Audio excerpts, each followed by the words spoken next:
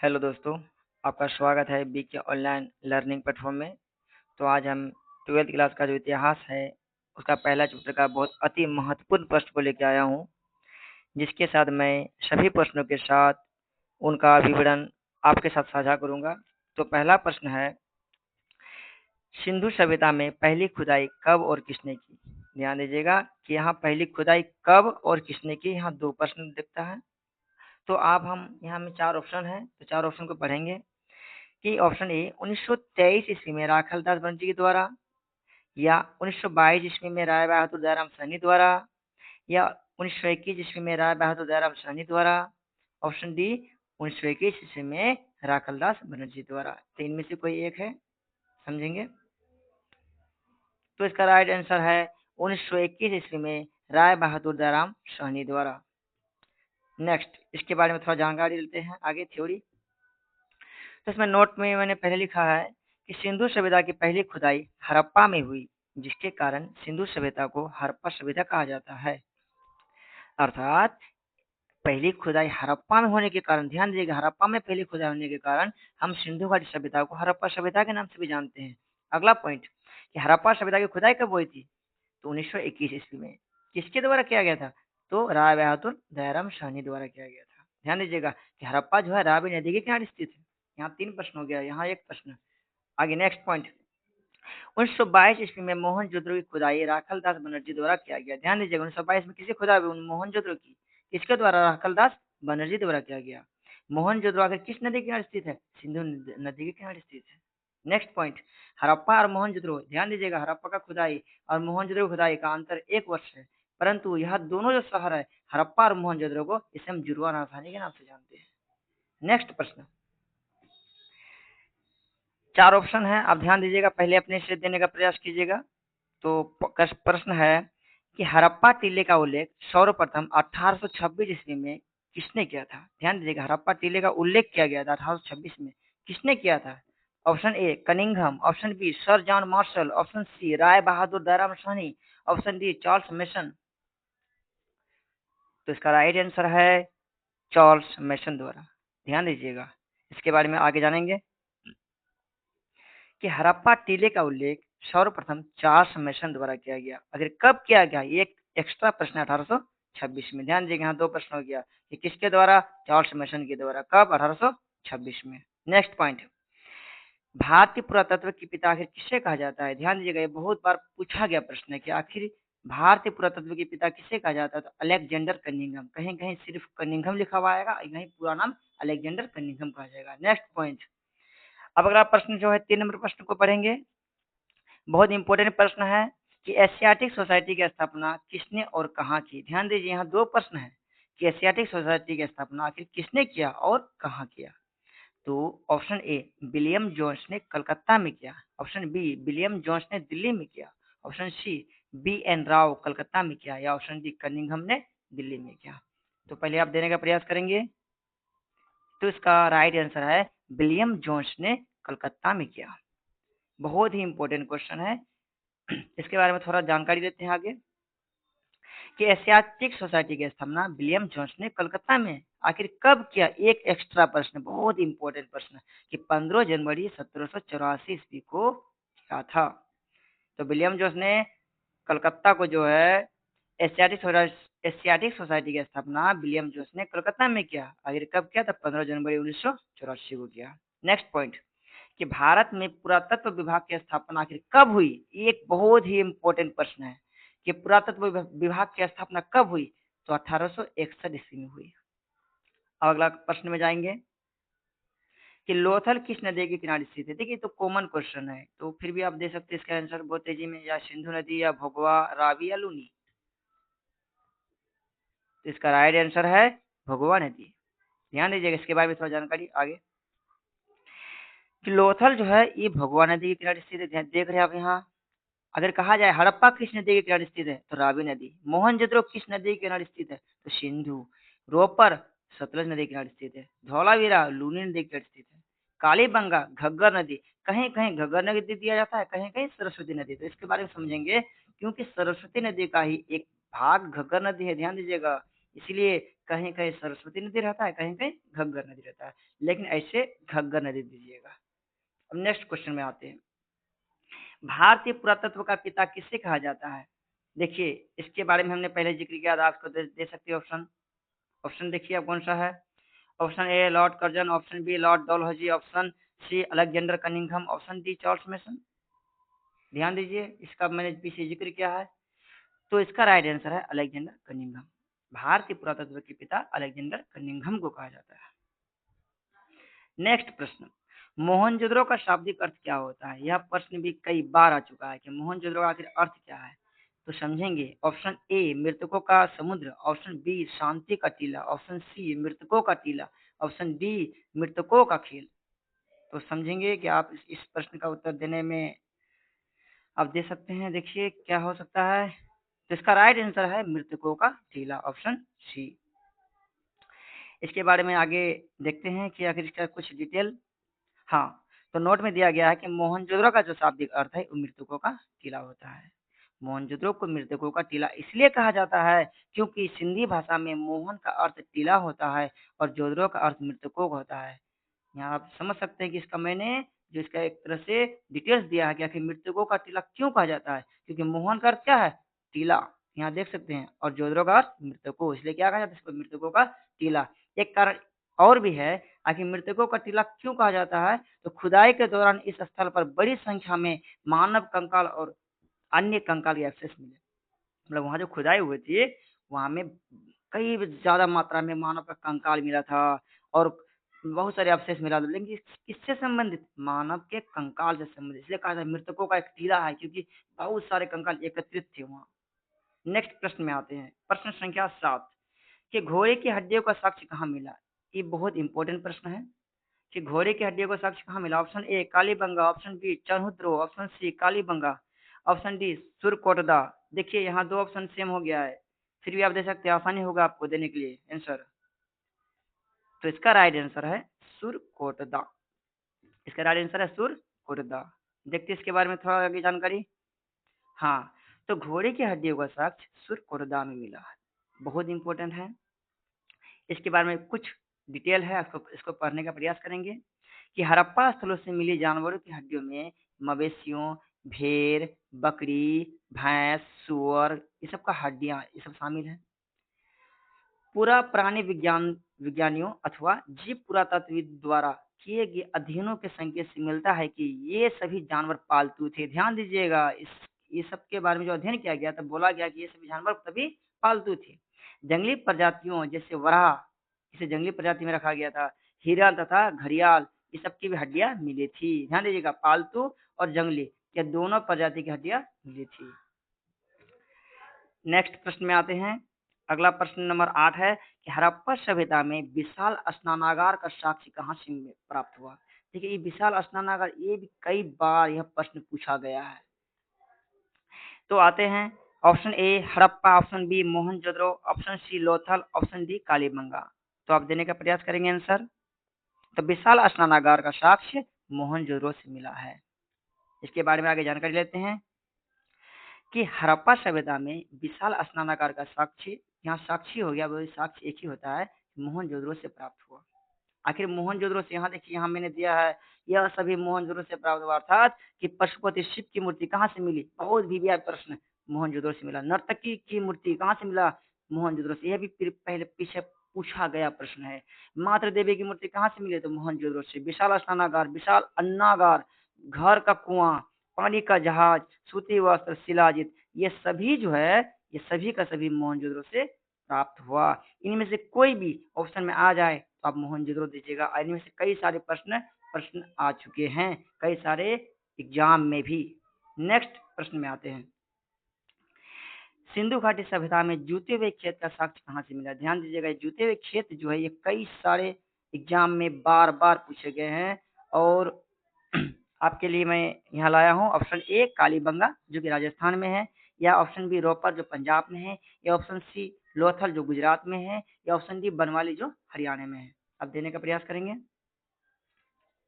तो इसका जो आंसर है वो है कालीबंगा। जुते हुए खेत का साक्ष्य कहाँ से मिला, तो कालीबंगा में। यहाँ दो प्रश्न है कि कालीबंगा कहाँ है, राजस्थान में।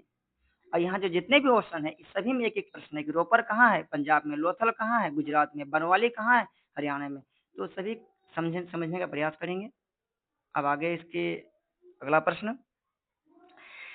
प्रश्न नंबर 10 कि भारतीय पुरातत्व सर्वेक्षण विभाग के डायरेक्टर जॉन मार्शल कब बने। ध्यान दीजिएगा, भारतीय पुरातत्व सर्वेक्षण के जो विभाग के जो डायरेक्टर बने थे जॉन मार्शल, आखिर कब बने थे, यह प्रश्न अगर आ जाए तो ध्यान दीजिएगा। Option A 1923, option B 1924, option C 1944, option D 1926। तो इसका राइट आंसर है 1924। इसके बारे में आगे जानेंगे। इसका मैंने स्लाइड जोड़ा है कि भारतीय पुरातत्व सर्वेक्षण विभाग के डायरेक्टर मार्शल, कौन मार्शल, सर जॉन मार्शल जो बोला गया था वही, जहाँ मैंने शॉर्ट में मार्शल लिखा है। कब बना, जाओ दोस्तों, 1924 ईस्वी में, 1924 ईस्वी में। प्रश्न संख्या 11, एस आर राव द्वारा लोथल में खुदाई का आरंभ कब किया गया। ध्यान दीजिएगा, एस आर राव जो है या खुदाई किया था, कहाँ किया था, लोथल में। प्रश्न में ही एक प्रश्न है कि आखिर लोथल में खुदाई किसने किया था, एस आर राव किया था। आखिर कब किया था, यह प्रश्न ऑप्शन में, option A 1922, option B 1935, option C 1955, option D 1946। तो आप प्रयास करेंगे बनाने का। तो इसका राइट आंसर है 1955। एस आर राव ने लोथल की खुदाई कब की, 1955 में की। इसके बारे में थोड़ा डिटेल है कि एस आर राव द्वारा लोथल की खुदाई का आरंभ 1955 में किया गया। कालीबंगा की खुदाई 1952 में अलमानंद घोष द्वारा किया गया। देखिएगा यहाँ एक जितने भी क्वेश्चन मैंने पॉइंट दिया है सभी में एक अति महत्वपूर्ण प्रश्न जुड़ा हुआ है कि आखिर कालीबंगा की खुदाई या फिर खुदाई किसने शुरू किया था, अलमानंद घोष ने किया। कब किया था, 1952 में किया। हड़प्पा की खुदाई 1921 में किसने, राय बहादुर दयाराम साहनी द्वारा किया गया। मोहनजोदड़ो खुदाई किसने की, तो राखालदास बनर्जी ने किया। कब किया, तो 1922 में किया। मैंने सभी पॉइंट आपके सामने रखा है। अब आगे नेक्स्ट प्रश्न, सिंधु सभ्यता में विशाल स्नानागार का अवशेष कहाँ से प्राप्त हुआ। तो option A Mohenjodaro, option B Harappa, option C Chanhudaro, option D Lothal. तो इसका राइट आंसर है ऑप्शन ए मोहनजोदड़ो। देखिएगा, विशाल स्नानागार बोले या विशाल अन्नागार बोले, दोनों का जो अवशेष मोहनजोदड़ो से प्राप्त हुआ। हाँ, सिंधु घाटी सभ्यता में विशाल स्नानागार के अवशेष कहाँ मिले, तो मोहनजोदड़ो से प्राप्त हुए। इसमें मैंने 2 प्रश्न दिया है एक्स्ट्रा कि जूते हुए खेत का साक्ष्य कहाँ मिला, कालीबंगन से, जिसको कालीबंगा बोलते हैं। घोड़े की हड्डी सुरकोतदा। नेक्स्ट प्रश्न, सिंधु घाटी सभ्यता के निवासियों को किस धातु का ज्ञान नहीं था। बहुत ही अति महत्वपूर्ण प्रश्न बोल सकते हैं आप हमको। देखिएगा, ऑप्शन सुनिए, तांबा, ऑप्शन बी लोहा, ऑप्शन सी सोना, ऑप्शन डी चांदी। कई सारे लोग यह प्रश्न को गलत करते हैं, लेकिन आप देखते हैं आप क्या करते हैं। तो इसका राइट आंसर है लोहा। इसके बारे में थोड़ा आगे जानेंगे कि सिंधु सभ्यता के निवासी किससे परिचित नहीं थे, लोहा से परिचित नहीं थे। पॉइंट नेक्स्ट, कि सिंधु घाटी सभ्यता के लोग सबसे पहले तांबे धातु से परिचित हुए। ध्यान दीजिए, यहाँ भी एक प्रश्न है कि सिंधु घाटी के लोग सबसे पहले किस धातु से परिचित हुए, तो तांबे से परिचित हुए, जिसका उपयोग वे बर्तन बनाने में करते थे, औजार बनाने में करते थे, आभूषण बनाने के लिए करते थे। ध्यान दीजिएगा, तांबा, ध्यान दीजिएगा, सबसे पहले उसका प्रयोग करना शुरू किया और किससे परिचित नहीं थे, लोहा। नेक्स्ट पॉइंट, कि सिंधु घाटी सभ्यता एक कांस्य युगीन सभ्यता थी। ध्यान दीजिएगा, यहाँ तांबे का जो तांबे का जो उपयोग, इस सब के कारण जो है हम कह सकते हैं कि वह किस युग की सभ्यता थी, एक कांस्य युग की सभ्यता थी। अब हम आगे बढ़ेंगे नेक्स्ट प्रश्न में। 14 नंबर प्रश्न, कि सिंधु घाटी सभ्यता या हड़प्पा सभ्यता का सबसे बड़ा नगर कौन सा है। ध्यान दीजिएगा, सिंधु घाटी सभ्यता बोले या हड़प्पा सभ्यता, दोनों एक ही है। इसका सबसे बड़ा नगर अगर बोला जाए तो कौन सा है, option A Rakhigarhi, option B Harappa, option C Lothal, option D Mohenjodaro. आप भी प्रश्न देने का प्रयास करेंगे। तो यह जो प्रश्न है बहुत महत्वपूर्ण है। तो इसका जो सही आंसर है वो है मोहनजोदड़ो। ध्यान दीजिएगा, सबसे बड़ा नगर कौन सा है, मोहनजोदड़ो। इसके बारे में जानेंगे आगे कि सिंधु घाटी सभ्यता का सबसे बड़ा नगर मोहनजोदड़ो था। ये आप देख सकते हैं कि सिंधु घाटी सभ्यता का सबसे बड़ा स्थल राखीगढ़ी था। यह 2 प्रश्न को ही मैंने लिया है क्योंकि इसको समझना बहुत जरूरी है कि सबसे बड़ा अगर नगर बोला जाए, मतलब जो शहरी क्षेत्र अगर बोला जाए तो मोहनजोदड़ो है। अगर जमीनी क्षेत्र में अगर कहा जाए सबसे बड़ा आकार में अगर बड़ा बोला जाए तो आप राखीगढ़ी देंगे। बहुत ही महत्वपूर्ण है दोनों। नेक्स्ट प्रश्न है, REM व्हीलर भारतीय पुरातात्विक सर्वेक्षण के डायरेक्टर जनरल कब बने? ध्यान दीजिएगा, REM व्हीलर भारतीय पुरातात्विक सर्वेक्षण के डायरेक्टर कब बने? एक व्हीलर जी जो है वही बने थे, जो पुरातात्विक सर्वेक्षण डायरेक्टर थे, कब बने थे? तो ऑप्शन दे रहा हूं मैं। Option A 1943, option B 1944, option C 1945, option D 1946। तो आप भी देने का प्रयास करेंगे। तो इसका राइट आंसर है 1944। मतलब कि REM व्हीलर भारतीय पुरातात्विक सर्वेक्षण के डायरेक्टर 1944 में बने। इसके बारे में मैंने दोनों पॉइंट रखा है जो पीछे में पूछा गया था कि व्हीलर जो है व्हीलर ये तो 1944 में बने थे, परंतु इसका जो एक प्रश्न है जॉन मार्शल का मैंने पिछले रखा था कि अगर जॉन मार्शल जो है पुरातत्व सर्वेक्षण विभाग के डायरेक्टर कब बने थे? तो 1924 में बने थे। अब हम नेक्स्ट प्रश्न में आते हैं। प्रश्न संख्या 16 कि किसने हड़प्पा और मोहनजोदड़ो को विशाल साम्राज्य की जुड़वा राजधानी बताया? ध्यान दीजिएगा, मैंने पिछले यह प्रश्न किया है कि जुड़वा राजधानी किसे कहते हैं? तो हड़प्पा और मोहनजोदड़ो को। आखिर यह जुड़वा राजधानी किसने बताया? पहले मैं आपके सामने प्रश्न रखता हूँ। Option A BN Rao, option B Ernest Mackay, option C Stuart Piggott, option D Charles Masson. तो ध्यान दीजिएगा, इसका ऑप्शन 4 है और 4 में एक उत्तर है, आप इसका आंसर देने का प्रयास करें। तो इसका राइट आंसर है स्टुअर्ट पिगट। ध्यान दीजिएगा, स्टुअर्ट पिगट। इसके बारे में थोड़ा मैं आगे जानकारी देता हूँ कि स्टुअर्ट पिगट महोदय ने हड़प्पा और मोहनजोदड़ो को विशाल साम्राज्य की जुड़वा राजधानी बतलाया, जो कि इसका एक ही पॉइंट मैंने आगे दिया है। नेक्स्ट प्रश्न कि मातृ देवी की मूर्ति का साक्ष्य कहाँ से प्राप्त हुआ? ध्यान दीजिएगा, मातृ देवी जो कि इसे उस समय के लोग पूजा करते थे। मातृ देवी की मूर्ति का साक्ष्य कहाँ से प्राप्त हुआ? Option A Dholavira, option B Chanhudaro, option C Rakhigarhi, option D Mohenjodaro. तो ऑप्शन दीजिए, यहाँ हमें आप उत्तर दे सकते हैं।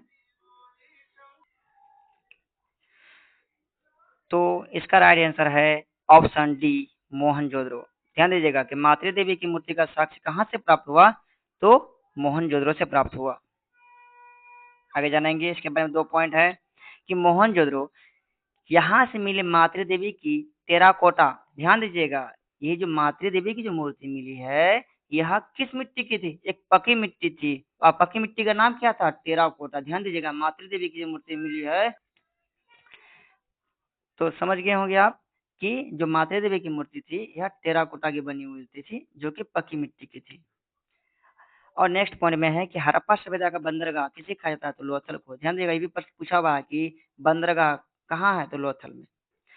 सिंधु सभ्यता में तांबा। ध्यान दीजिएगा, सिंधु सभ्यता में जो अगर कहा जाए कि तांबा का जो है अगर कहाँ से उस वो मतलब कि तांबा पाया जाता था या तांबा का साक्ष्य कहाँ से मिला? तो यह राजस्थान में। ध्यान दीजिएगा, कहाँ है? राजस्थान में। नेक्स्ट प्रश्न, फायांस से बने लघु पत्र जो संभवतः सुगंधित द्रव्यों। ध्यान दीजिएगा, जो फायांस जो है ना, फायांस इसके जो पात्र बनाए जाते थे वह सुगंधित द्रव्यों के पात्रों के रूप में प्रयुक्त होते थे। ध्यान दीजिएगा, जो हम लोग इत्र बोलते हैं, जो हम लोग सेंट बोलते हैं, इत्र बोलते हैं, जो परफ्यूम बोलते हैं, वह उस समय के लोग फायांस के जो पात्र होते थे, यहाँ पत्र लिखा गया है, तो फायांस के जो बने के जो पात्र होते थे उसमें रखा जाता था। ध्यान दीजिएगा, और यह कहाँ मिले हैं? आखिर यह जो पात्र कहाँ मिला है? तो देखते हैं option. Option A Harappa, option B Mohenjodaro, option C Lothal, option D A और बी दोनों, अर्थात हड़प्पा और मोहनजोदड़ो दोनों। तो आप इसका आंसर देने का प्रयास करेंगे।